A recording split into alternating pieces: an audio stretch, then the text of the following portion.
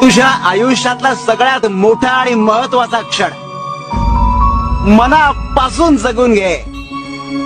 आयुष्यातला प्रत्येक क्षण हा शेवटचा क्षण असं समजून तो आनंदात जगता आला पाहिजे. आणि ज्याला हे जमलं त्याला आयुष्याचा खरा अर्थ कळाला.